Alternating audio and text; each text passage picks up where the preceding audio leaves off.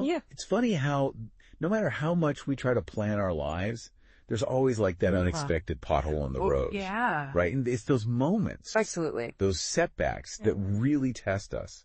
For sure. But what if, instead of dreading those challenges, we could actually use them to become stronger? That's the core of resilience, isn't it? I love that. It's not about avoiding the bumps in the road, but learning how to navigate them, adapt, and use those experiences to propel yourself forward. And today, we are diving deep into that very concept. Awesome. Resilience. Love it. We have this amazing document packed with episode ideas for a podcast, all centered around building resilience. Cool. It's like a treasure map for bouncing back from anything. I like that. One idea that really piqued my interest is the science of resilience. Why some people bounce back and others don't. What is it about that particular concept that fascinates you?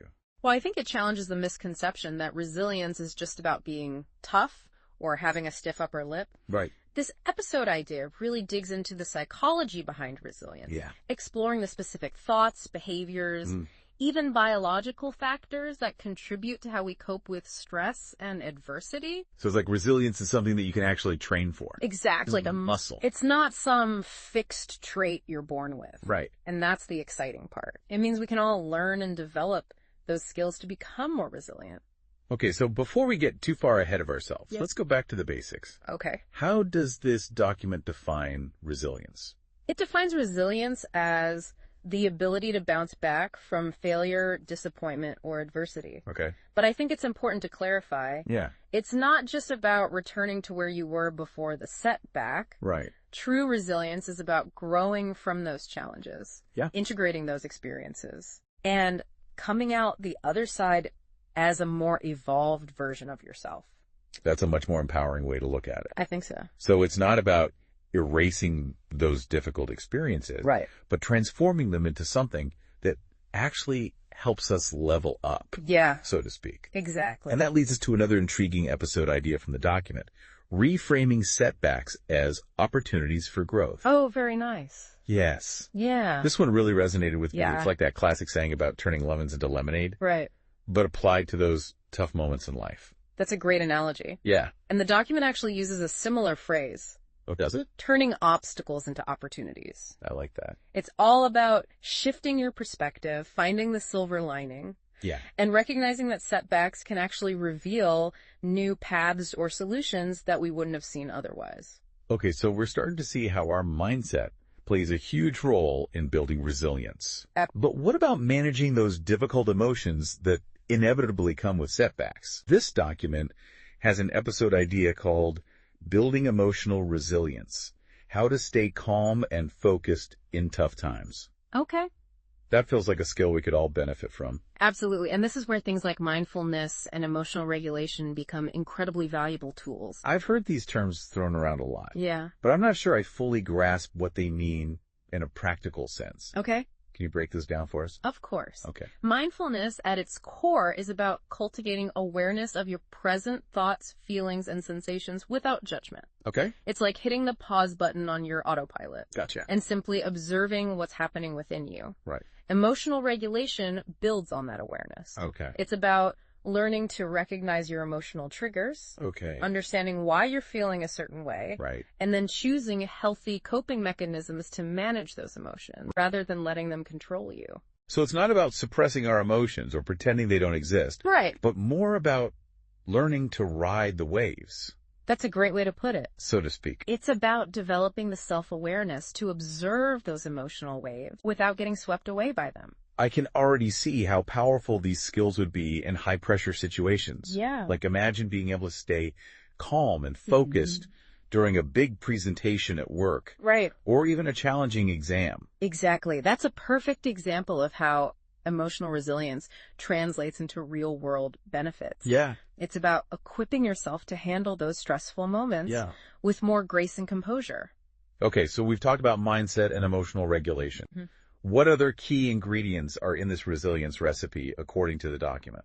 Well, one that often gets overlooked is the power of persistence. Okay. There's an episode idea here called The Power of Persistence, how to keep going when you feel like giving up. Yeah. I think everyone can relate to those moments where you just want to throw in the towel. Oh, for sure. But persistence is what separates those who achieve their goals from those who don't.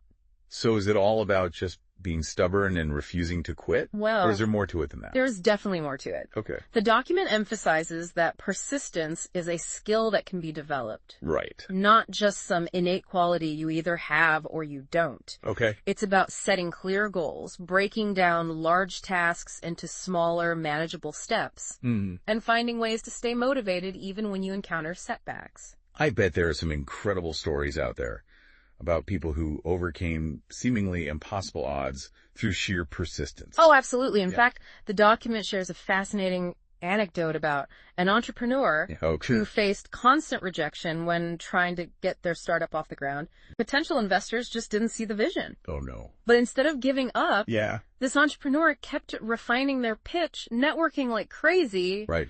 and finding creative ways to demonstrate the value of their idea. Their sheer persistence finally paid off, and they secured the funding they needed to launch their company. Good for them. Which, by the way, is now thriving. That's inspiring. Yeah. It really shows that even when you feel like you're hitting a wall, that persistent spirit can make all the difference. Absolutely. It reminds me of the saying, Yeah. It's not about how many times you fall down, but how many times you get back up. Exactly. And that ties back to the idea that setbacks don't have to define our journey. Right. They can be stepping stones if we approach them with persistence and a willingness to adapt. So we've got this trifecta of resilience building tools so far. Yeah. Mindset, emotional regulation, and persistence.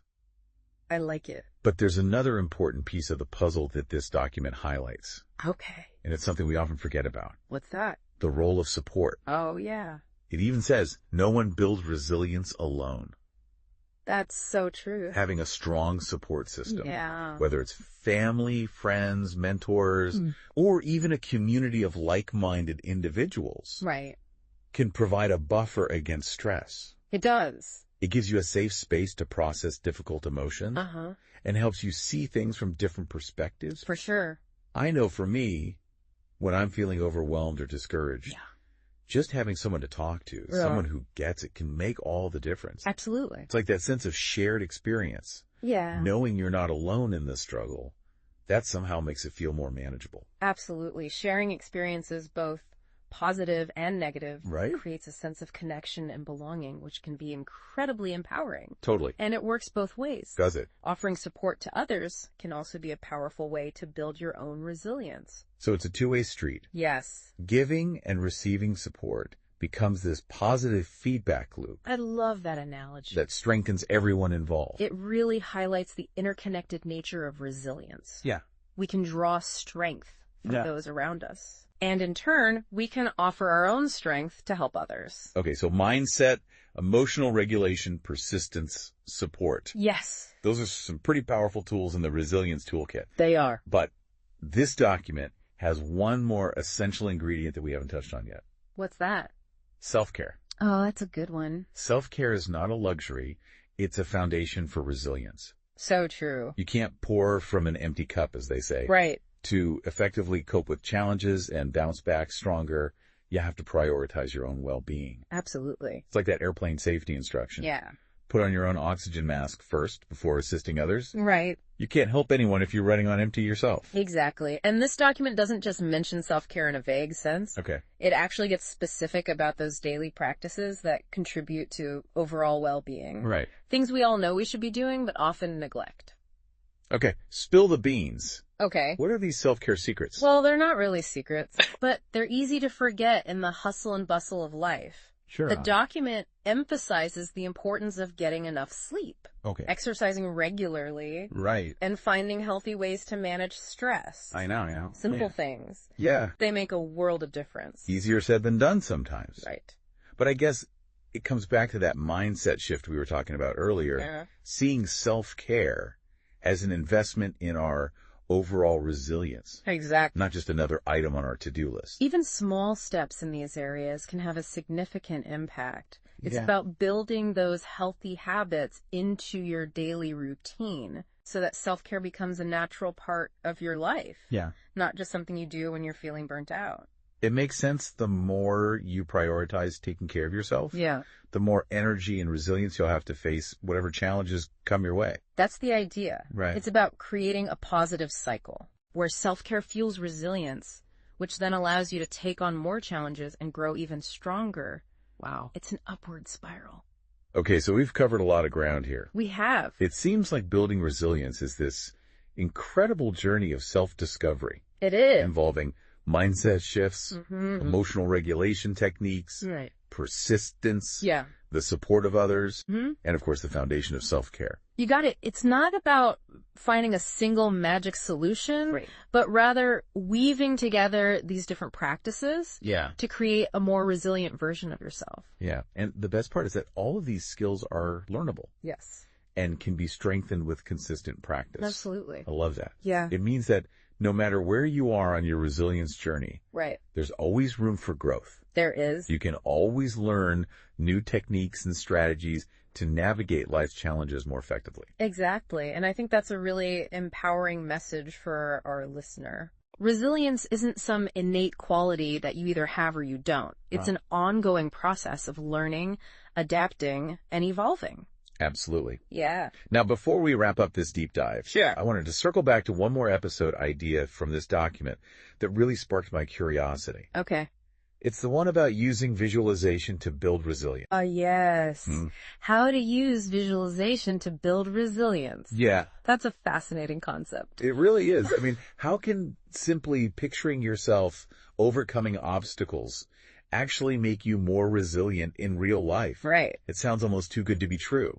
Well, there's actually quite a bit of research to support the effectiveness of visualization. Oh, really? It turns out that when we vividly imagine ourselves successfully navigating a challenging situation, we're essentially creating a mental rehearsal that can have a real impact on our brains and behavior. So it's like practicing for those tough moments in your mind. Exactly. And these mental rehearsals can help reduce anxiety, boost confidence, and even improve your performance when you actually face those challenges in the real world. Yeah. It's like your brain is getting a sneak peek at what's to come and developing the neural pathways to handle it effectively. That's incredible. Yeah. So in a way, by visualizing ourselves overcoming obstacles, we're priming our brains and our bodies for success. Right. We're building that mental muscle memory, so to speak. Precisely. And this concept ties back beautifully to the importance of mindset. Right. By repeatedly visualizing positive outcomes, we're reinforcing a belief in our own ability to handle challenges effectively.